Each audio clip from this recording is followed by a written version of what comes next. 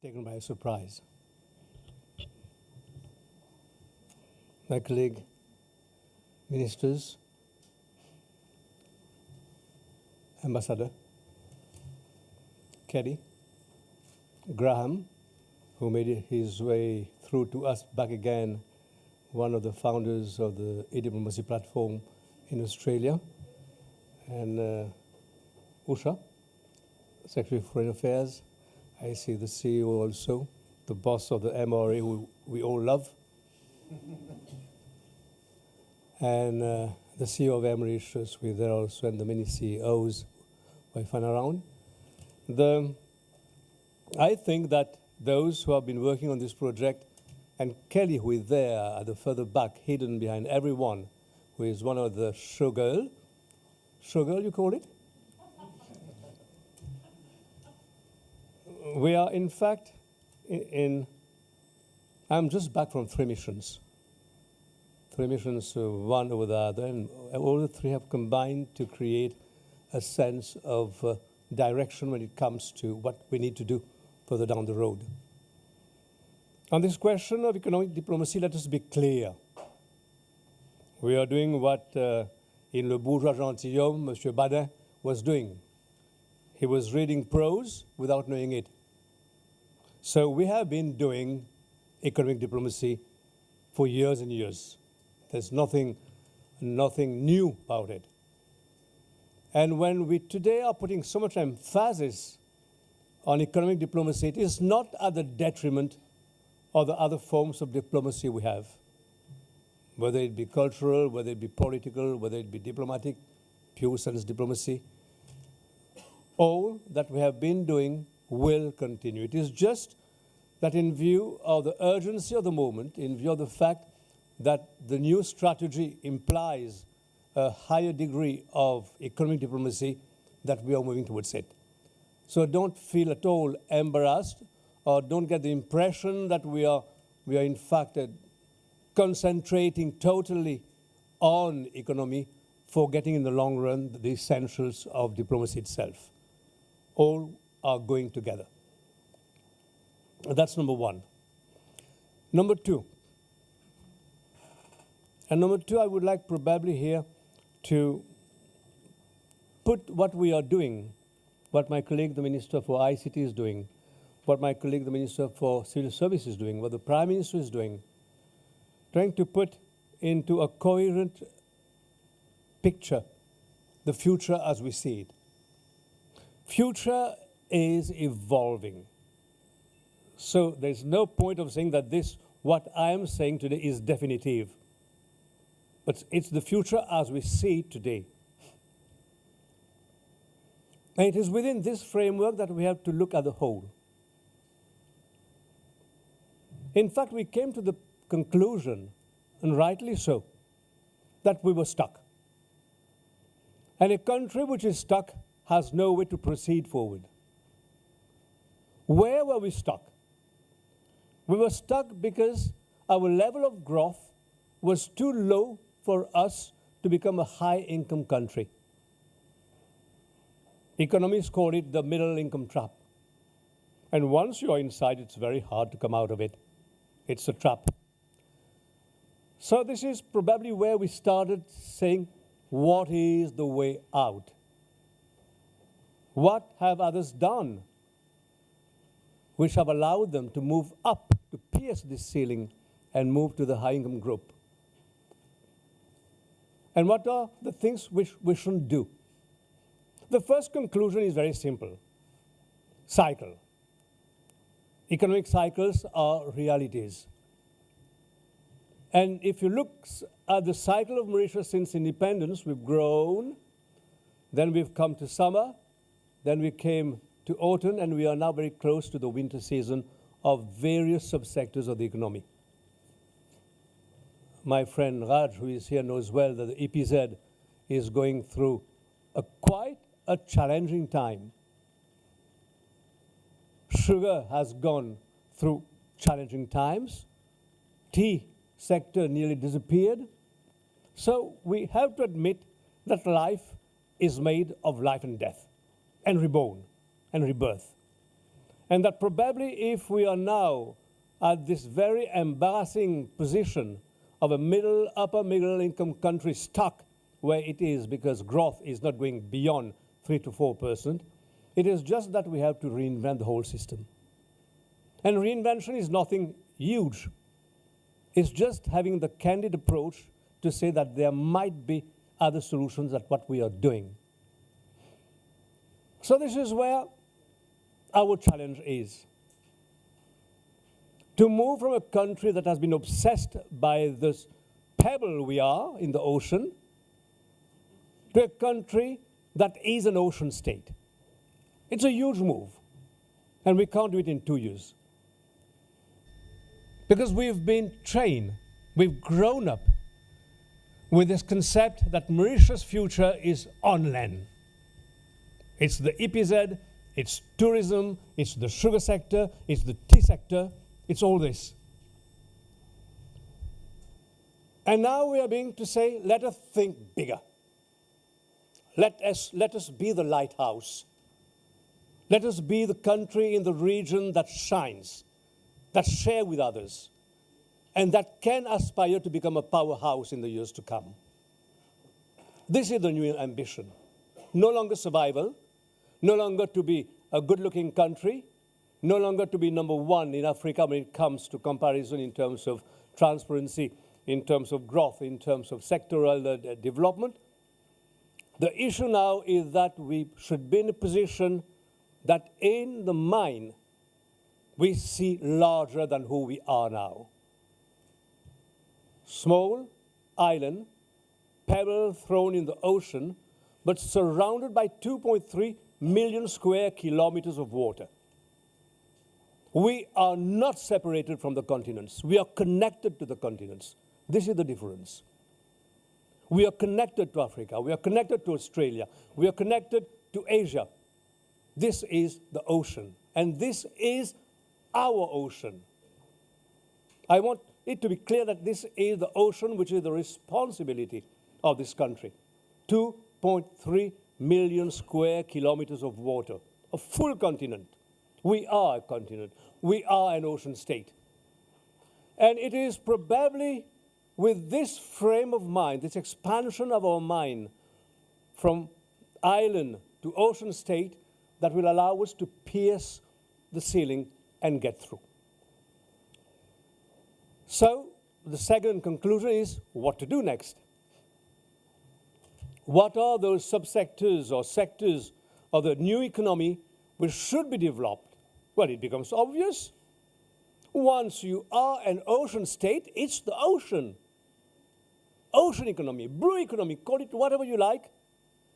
We are surrounded by an ocean that can be a source of resource. Naturally, we are committed to the SDG 14 of the United Nations in terms of protection of the ocean, protection of the ecosystem, but still, we are surrounded by seas which have resources. So the natural expansion of the new economy is from Mauritius to the blue economy. It's huge. It's huge. It is not only seafood. It is not only what is below the bed of the ocean. It is much more than this. At the same time, we are at the crossroad, and I said it many times, the planet is at the crossroad.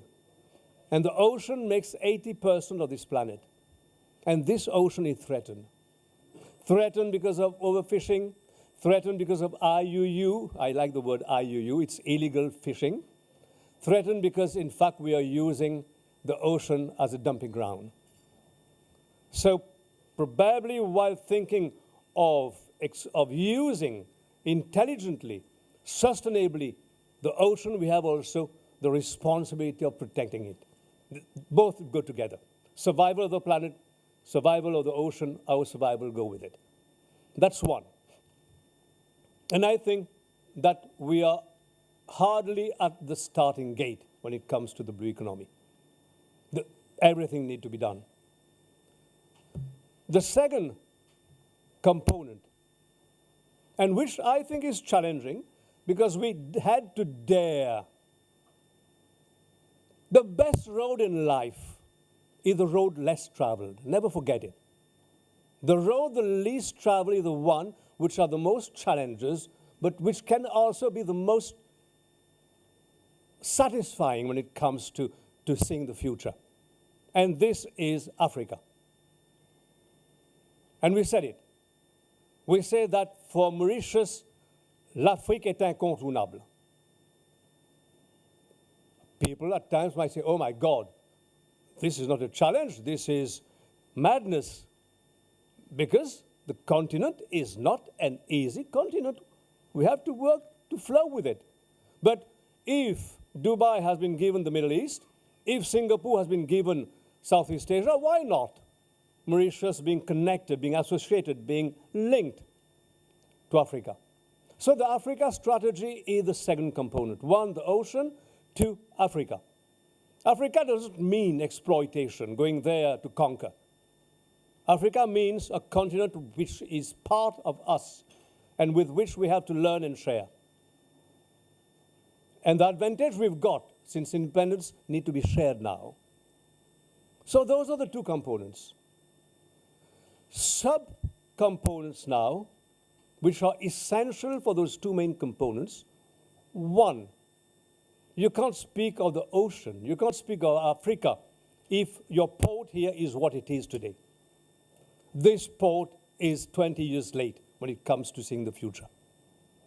This is why we said we need a modern maritime hub that can extend on 7-8 kilometers, that has a free port in the Jingfei area, that has got a cruise quay, that has got a fishing quay. We need a quay which can accommodate at least 20 fishing vessels at all times. I've been to Russia, we've been to Russia together. The potential for cooperation is huge. And we need a platform, we need a maritime hub that can also handle goods and also probably be a bunkering hub. So this is the sub-component. Two main. One sub-component is the maritime hub. If you want to export to Africa, then this is the way through. I signed some 1 month back the trilateral agreement that is grouping together COMESA, SADC, and the EAC that will give us a consumer market of 700 million consumers in Africa. This is the story.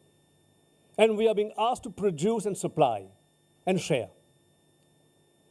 So Africa is no longer a nightmare, it's not a dream, it is a reality. And the way we've moved ahead with it up to now has gone well beyond all that I could ever have expected.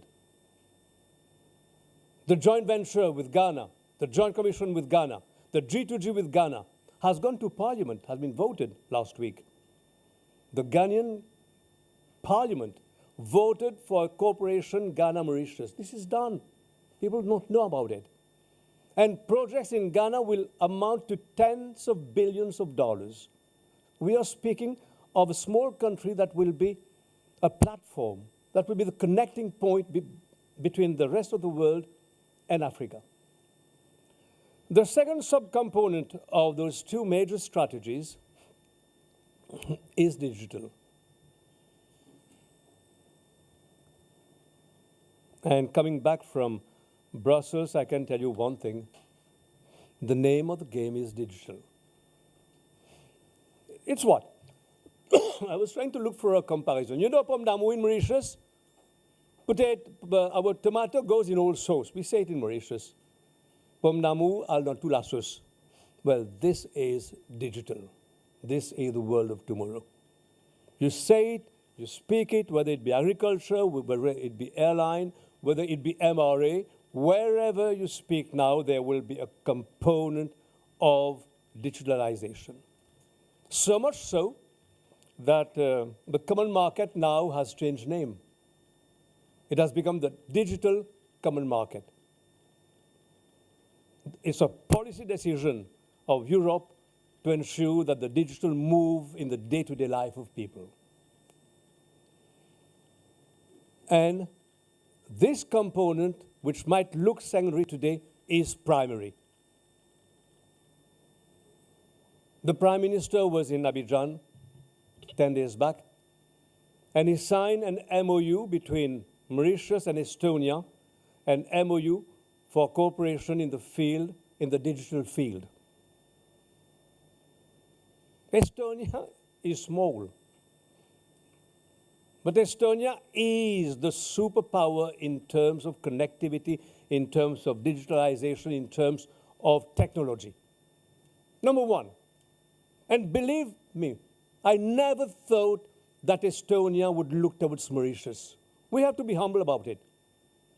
We have 54 African countries which are attracting Estonia. The president of Estonia is also president of the EU. So Estonia has said that they are going to move towards Africa digital, a smart Africa. I never thought that this small country would attract Estonia. It did. We made it.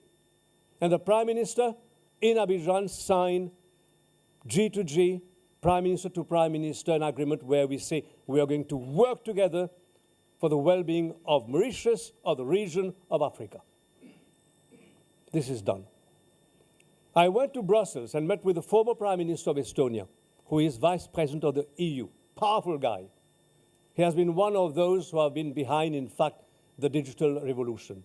I met him, long, discussed, agreed on ways and means whereby EU funds could be channeled towards Mauritius or through Mauritius into Africa. This is digital.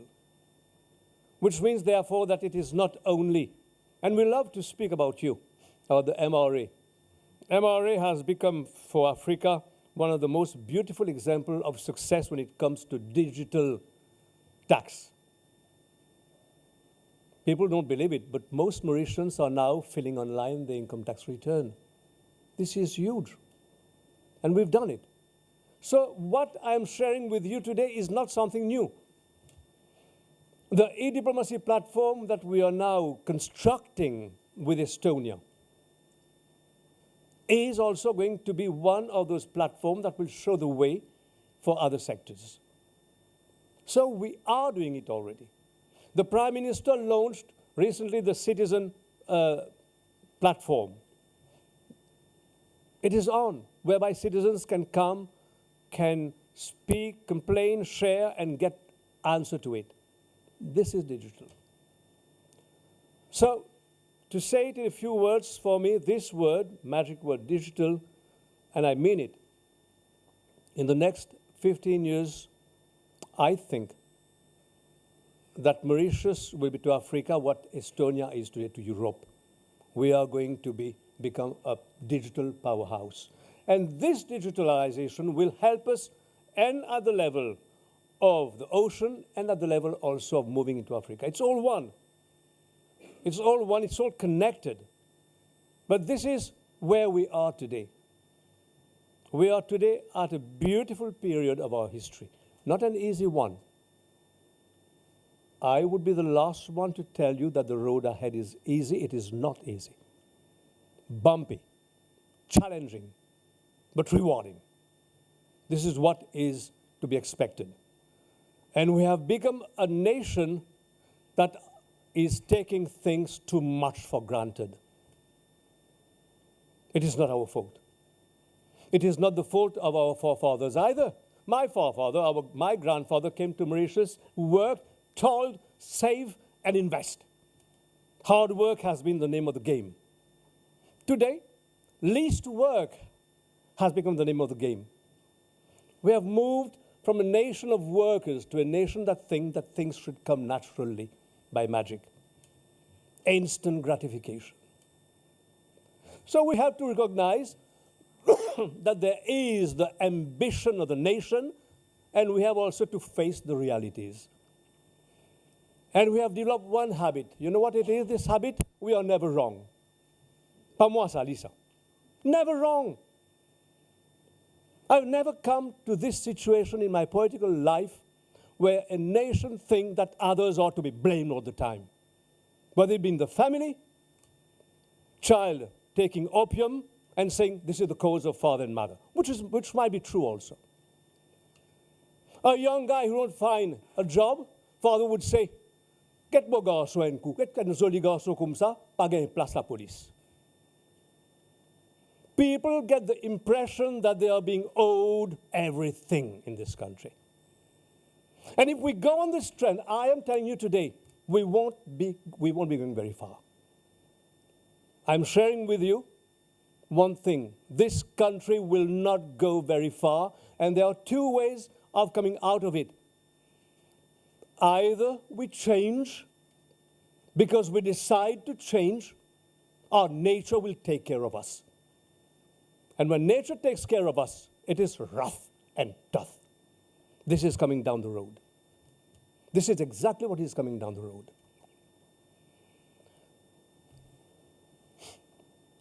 I speak about it because this is my reality. You think that this government might be unpopular? Maybe we are. But as I said, any government who will come here will be unpopular because the population is always unsatisfied. And government also must change. Politicians must change. We can't afford to go on projecting a society which is defunct, which has gone by, based on buying votes, based on decisions where you think that you need to please the guy to get his vote. You don't get vote by bribing people. You get vote by speaking the truth. You get vote by being serious. You get vote by being respected. I don't need love. I need respect. We need respect. This is what things will have to happen. And this is coming. Whether we like it or not, I tell you, either we move towards transparency, for instance, or transparency will be thrust on us. Either we move towards good governance, or good governance will be thrust on us. Either we as a nation, we say, let us take the responsibility of our future, or the nation will have to deal with the consequences of not taking responsibility. And last, and probably the most important for me, is nation building.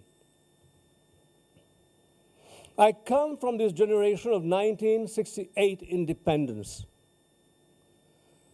And probably because Dr. Mead, Professor Mead, said that Mauritius would be a failed state, that we at the time said that we have the sacred responsibility of nation building. And nation building means a country for all, a nation for all, a nation where anyone who is born here has the same right and the same responsibility. This is nation building. We have made it through in a beautiful way. When I travel abroad, I tell people, I say I would love Mauritius one day to be an example to the rest of a warring world, of a world that is used to fighting, to cheating, to combating, a world that is volatile, where there is no peace, no serenity. We have shown in this small country what we call here the Rainbow Nation. We come from abroad, we come from elsewhere, we have all the religions here, all the races, all the languages, and we've learned to live together. Mistakes have happened. Mistakes will always happen. But we must never lose at any moment that we are one. One nation, one country, one nation, one people, one destiny. And each one of us here has the same right, the same responsibility. I've applied it all my life. I've applied it all my life. I don't make any difference between human beings. We are all children of the same God. I do it. So this is one area also where we have to be very careful. Elections time come, emotions come up, and it's so easy, believe me. The one thing which human nature catches easily, emotion, prejudice. 1939, Hitler. Who was to be blamed? The Jews. Modern world today, who is to be blamed? The Muslim. We are always looking for a scapegoat. So let us not in this country also try to look for scapegoats or try to convince others that they are victims of a society. None is victim of this society.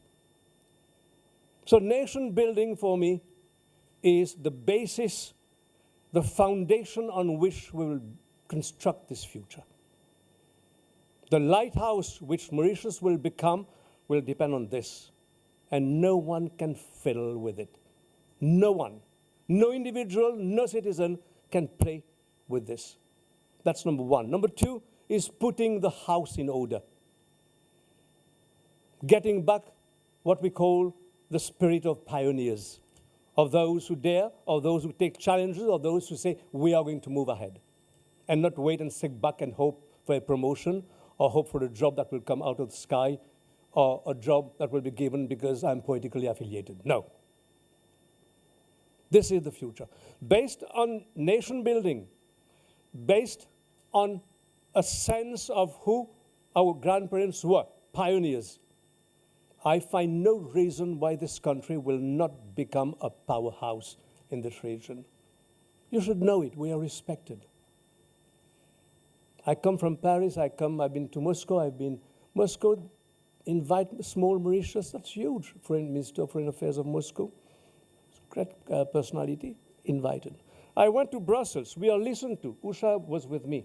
Mauritius is listened to, respected for what we say. This is us.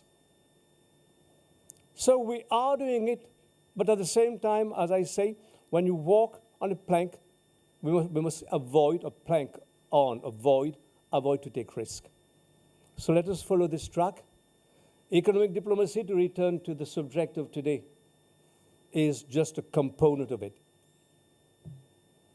An important component, and it is not at all at the detriment of any other components of diplomacy. Once again, this is what I had to share with you. I've gone well beyond what I wanted to speak. I was given a beautiful speech here on capacity building. Well, this is also capacity building in our own way.